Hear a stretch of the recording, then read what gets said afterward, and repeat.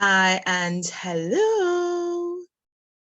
Welcome to another session of Beginner's Bible Discovery. So in this session, we will continue on with the discussion that we started last session. Now, the aim of all of this is to build some background into Isaiah chapter 1. Right, which is the chapter we're on in our Bible reading right now. All right, so last session, we looked at, right, a couple maps, right? And what we see here is the 12 tribes of ancient Israel, the land of Israel, the land that the children of Israel inherited, which is the land of Canaan and some other lands surrounding Canaan. Now, we also looked at this in a modern political map, and we see that it is poised in the midst of some neighbors who, you know, they don't always live well with. Well, they're still in the news, right, as we know. But we are looking from a biblical standpoint at the situation, right? So we're going to continue to look at that a little bit, which would build a bit of context for what we will read in Isaiah chapter 1, right? So again, going back in history a little bit, as the Bible documents to us. So we spoke about Abraham, right? Abraham was called out of his native land, right? So Genesis 15:7. Let's just look at that. It's just one verse, so let's just look at it. All right, so Genesis chapter 15, verse 7 reads, "And he said unto him," God said unto him, "I am the Lord that brought thee out of Ur of the Chaldees," right? Ur of the Chaldees, "to give thee this land to inherit it." Right? So Ur of the Chaldees, where is that today? Historians have placed it in what they call Mesopotamia, which today, let me see if I can see it, which today, right, Mesopotamia. That is Iraq, I believe, right? Yeah. So is in what we would call today Iraq, right? So that is where Abraham came from, right? Right, so we spoke about Abraham. Abraham being given the promise of a child in his old age. He had a son before, but God made it clear, no, the promise is a child that he would have with Sarah, who turned out to be Isaac. And then Isaac had a son, Jacob, who pretty much came face to face with God. Well, God in the flesh. God became flesh and came to earth at that point in time, yes, one night, and changed his name from Jacob to Israel.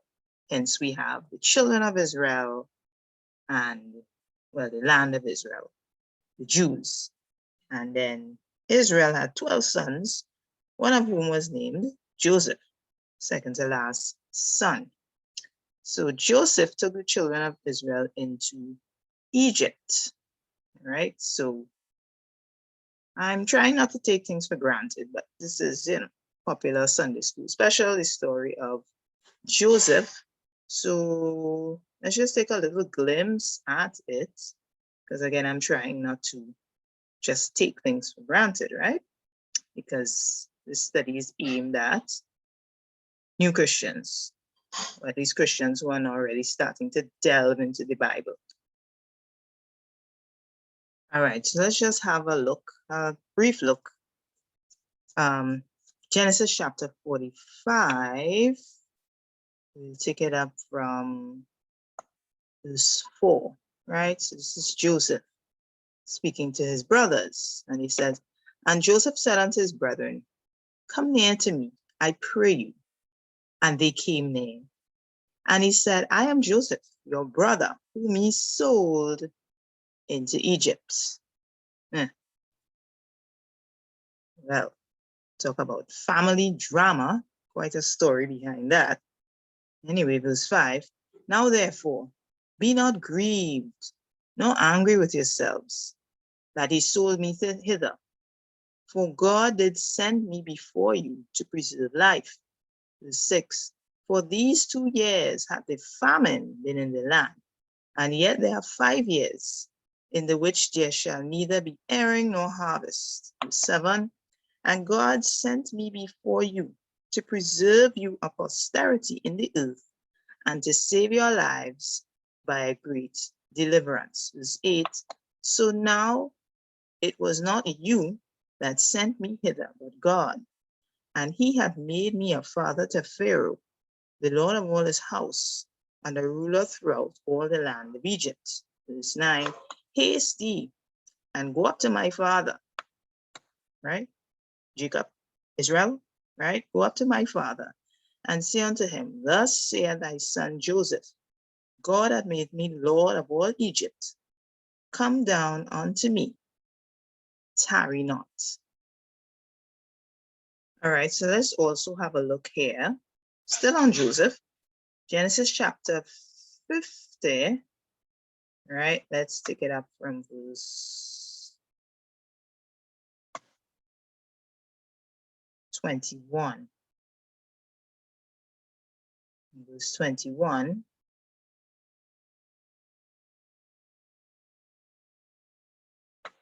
Now therefore fear ye not, I will nourish you and your little ones.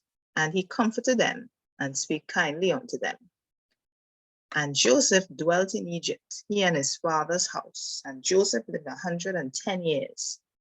And Joseph saw Ephraim's children of the 3rd generation. The children also of Machir, the son of Manasseh, were brought up upon Joseph's knees. Remember, we saw last session the sons of Joseph, who actually, their descendants had 2 separate lots of land. So Joseph was 2 lots, right? Ephraim and Manasseh.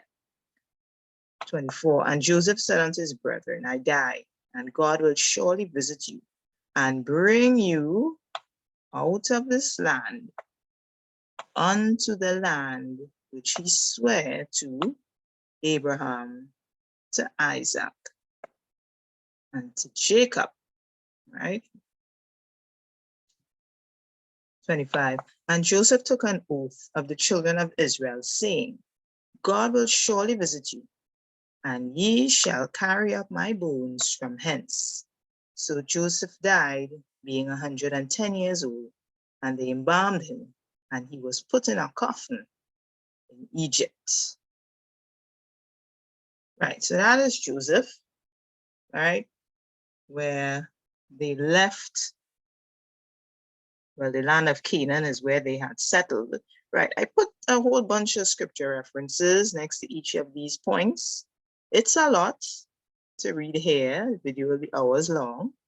So it would be nice, I would hope, that you would take these down and read them on your own time, right?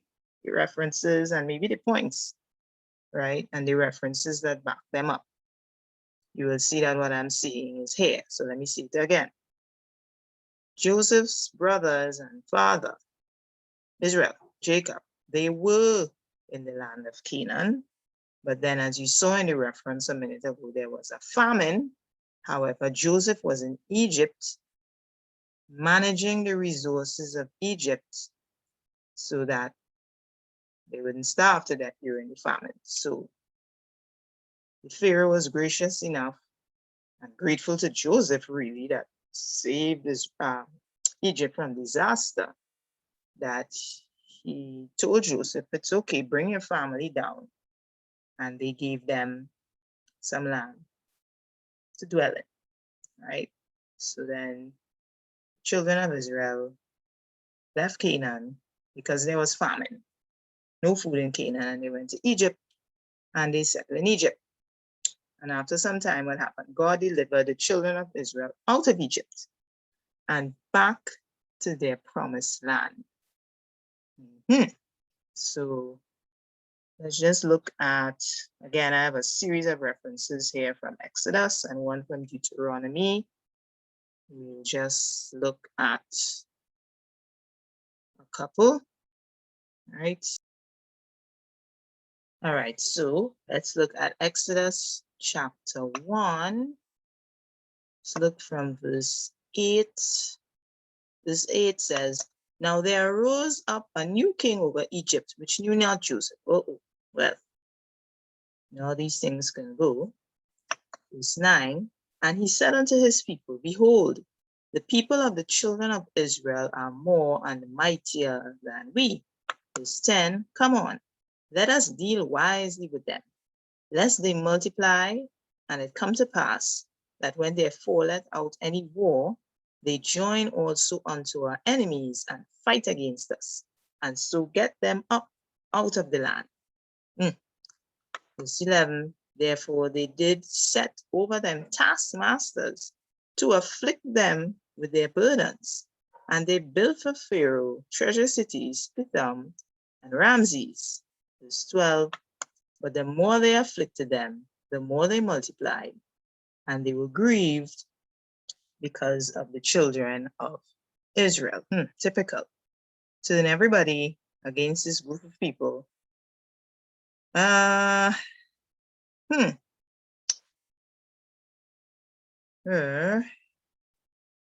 10 in particular, look at that sentiment towards the Jews. Let us deal wisely with them, lest they multiply, and it come to pass that when there falleth out any war, they join also unto our enemies and fight against us, and so get them up out of the land. So they're making all the Egyptians believe, after all these years of, well, the Bible doesn't tell us of any problems that the Israelites caused, all of a sudden they are enemy to our nation.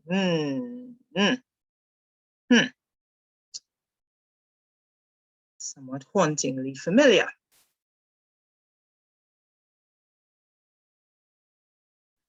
Right, so clearly the Jews could not stay in Egypt and stay where they were, as you saw what began to happen there. Well, this is just God's hand beginning to move, regardless to what wicked man says or does. Wicked man, complicit with the powers of darkness. God makes his move in the middle of everything. So, Exodus chapter 3. You see here now, Moses kept the flock of Jethro, his father-in-law, the priest of Midian, and he led the flock to the back side of the desert and came to the mountain of God, even to Horeb. Verse 2, and the angel of the Lord appeared unto him in a flame of fire out of the midst of a bush. And he looked, and behold, the bush burned with fire, and the bush was not consumed. Verse 3, and Moses said, I will now turn aside and see this great sight, why the bush is not burnt. Verse 4, and when the Lord saw that he turned aside to see, God called unto him out of the midst of the bush and said, Moses, Moses. And he said, here am I.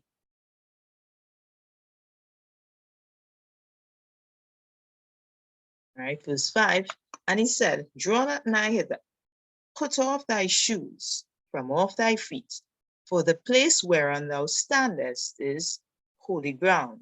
Verse 6, moreover, he said, I am the God of thy father, the God of Abraham, the God of Isaac, and the God of Jacob. And Moses hid his face, for he was afraid to look upon God.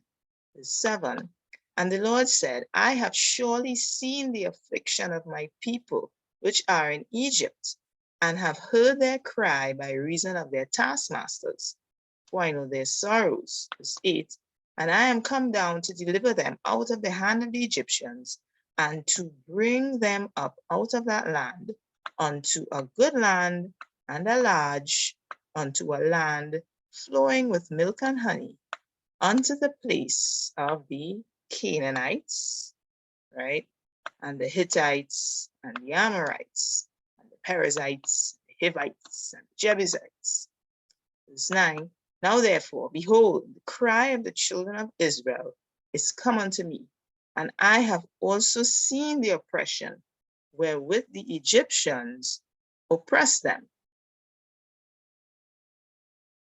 So, verse 10, come now therefore, and I will send thee unto Pharaoh, that thou mayest bring forth my people, the children of Israel, out of Egypt. Verse 11, and Moses said unto God, who am I, that I should go unto Pharaoh, and that I should bring forth the children of Israel out of Egypt? Verse 12, and he said, certainly I will be with thee, and this shall be a token unto thee, that I have sent thee.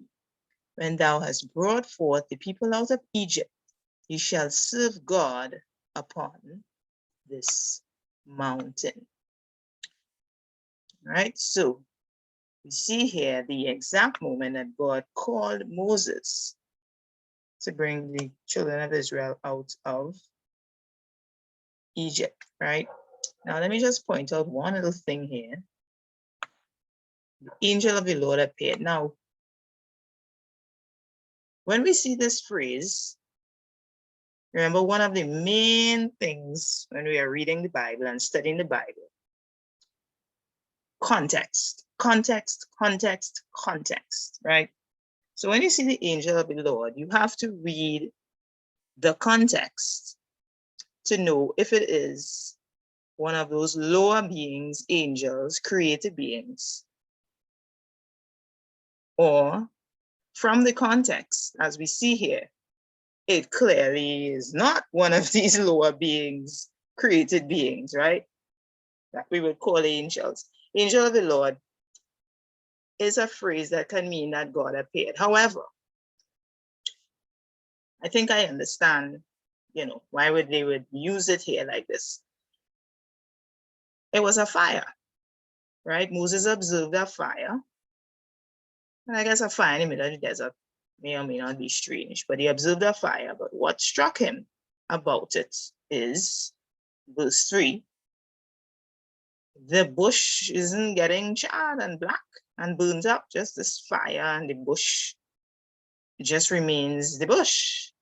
And that caught his attention. My goodness, what is that? Right? So God appeared, but as fire in a different form. Because as we see over and over in the Bible, even Jacob, when he saw the man, which was God in the flesh, he's saying, I saw God and lived. Seeing God as a human, seeing God in his raw state, you're not going to be able to live after you see God in his raw state. You will drop dead. You will, right? The whole sin thing and all that on us. You will die, right? So God came in the form of a fire in a bush. So God coming in a form that a man can look at and live. So the angel of the Lord, So again, context is everything. This phrase here should be contextualized when you see it. Is it one of those lower created beings, angels, or is it a phrase meaning God came in a particular form tolerable to the eyes of man? So anyway, God came in the form of a bush because Moses couldn't die at that moment yet. Moses had a mission, and the mission was to lead the children of Israel out of Egypt and back to the land that was promised to Abraham, Isaac, and Jacob. Okay. Right. So the land was distributed. Now, Joshua chapters 14 to 22. Right. So this map here that we have, right? If we read Joshua chapters 14 to 22, that account is how they constructed this, right? North of who and west of who and who will have where and who will have east of where and all of that, right? All the descriptions were given and the distribution of all the tribes and all the everybody. And this is a picture of what you get, right? So Joshua chapters 14 to 22 details the distribution when the children of Israel finally got to the land of Canaan and the surrounding lands that the Lord promised them, as we just saw when they left Egypt. Now, a couple things to note.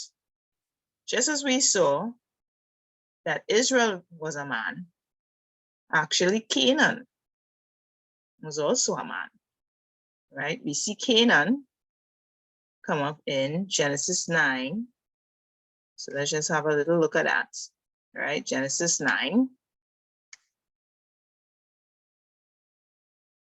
All right, so Genesis 9. This one, and God blessed Noah. So this is where we're going all the way back here to Noah. God blessed Noah and his sons and said unto them, be fruitful and multiply and replenish the earth.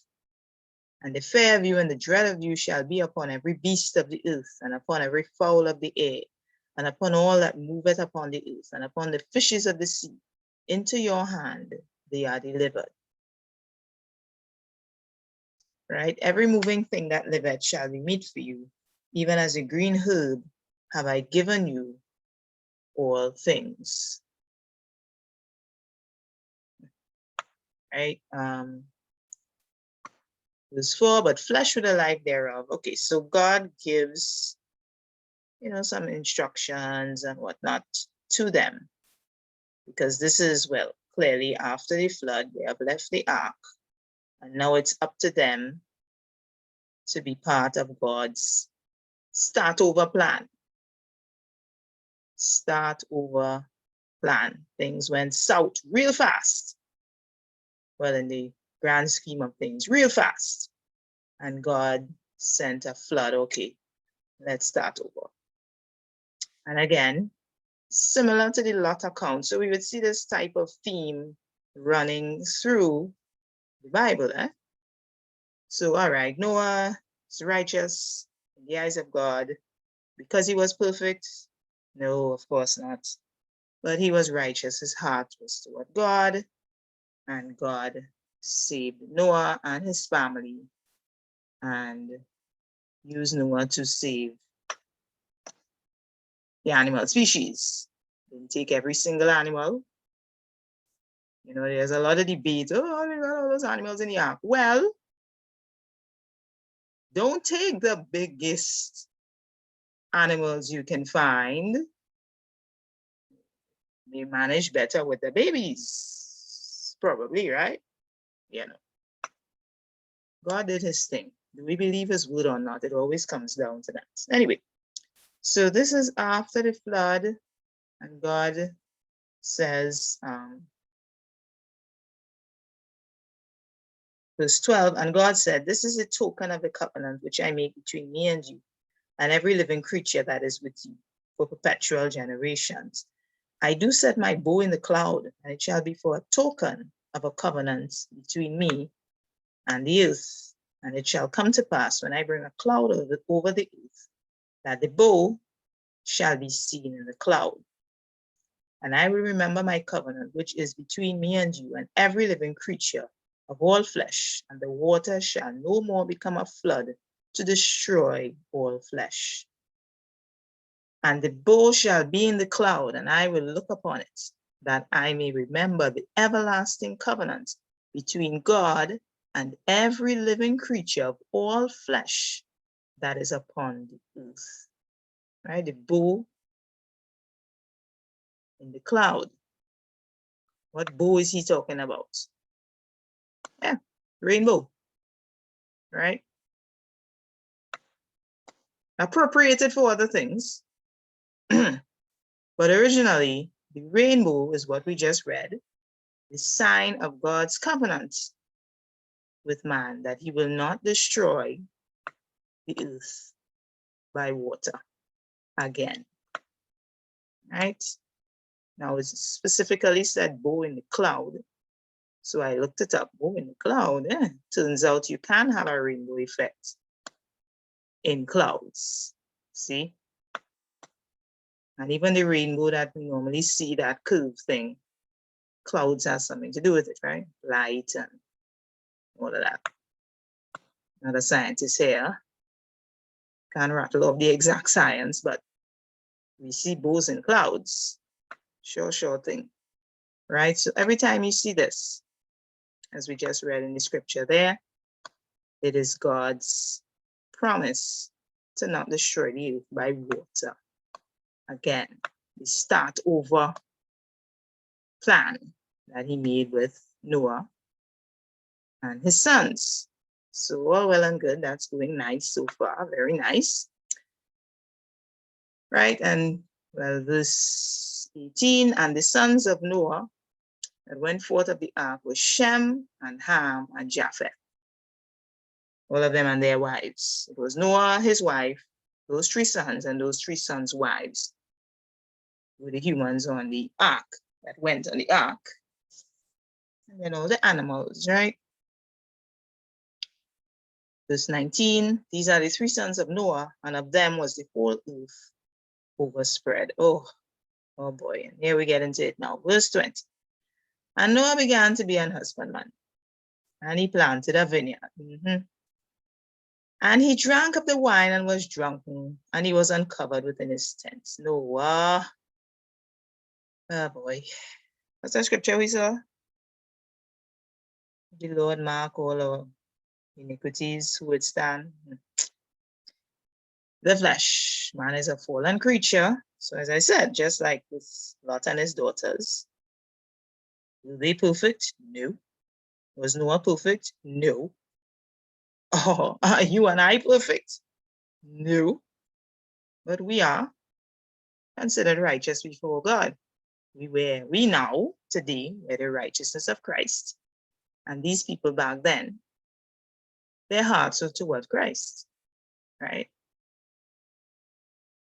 In their imperfect flesh. Oh, Noah. Well, not just Noah, let's see where this goes. A kind of bizarre kind of incident here. Anyway, verse 22. And Ham, the father of Canaan, saw the nakedness of his father and told his 2 brethren without them. You know, there's some people, they see something, unfortunate happening. They see an unfortunate situation. And what do? What's their reaction? Oh, did you see? Come see. Did you see? You're on spot. Instead of trying to help, get a sheet and throw over your father. You realize what happened, okay? No, you run. Look, come see. Oh my gosh, look at him. Look at the old man. Look at him. Call people to come see. Like we saw last session, the whole, you without sin, throw the first stone, right? You so perfect. You see him in this situation, not at his best at all. Look, see, look, come see. Come see.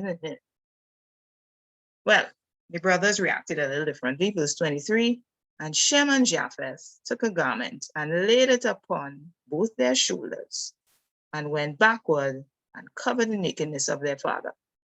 And their faces were backward, and they saw not their father's nakedness. No, it was not a moment of ridicule, amusement for them, right? And Noah woke from his wine and knew what his younger son had done unto him. And what happened? And he said, cursed be Canaan, a servant of servants shall he be unto his brethren. Canaan is Ham's son. So you see what happened. Noah realized the mischief of Ham and cursed his son, Canaan. Then Noah goes on to say, blessed be the Lord God of Shem, and Canaan shall be his servant. 27, God shall enlarge Japheth, and he shall dwell in the tents of Shem, and Canaan shall be his servant. All right? So I say I would throw this detail in here too. We keep talking about the children of Israel inherited the land of Canaan. Yeah, the land of Canaan. When they got there, they were Canaanites, people in the land of Canaan. But God said that land is theirs. Well, it goes all the way back to their father Canaan. It was grandson that he cursed because of Ham's mischief. All right, so as we see here, Canaan was a man. So certain things were to befall the Canaanites, and the land of Canaan was promised to the children of Israel, which I hope you're following the chronology, came long after what we just saw there, Noah and they. In fact, the children of Israel came through the son Shem, right? Of course, not Ham. Canaan came through Ham, but the children of Israel, Luke 3:36 traces the lineage through Shem, right? All right, so I think I would stop here because I don't want the videos to be too long at a time, you know. So now that we have built a significant amount of background, we would get indeed to Isaiah 1 and really be able to appreciate Isaiah 1, which is God speaking to these children of Israel some years later on. All right, so as I said before, this slide in particular with these points and these scriptures, it would be so nice because me reading all of them would be really long, but it would be so great if you make note of them, the notes and the scriptures, and read them on your own time so you can see the story unfold from the scriptures in your own eyes, instead of me just talking and saying this is that. All right, so with that, we will end here. And may the Lord bless you and keep you. And I hope to see you again real soon.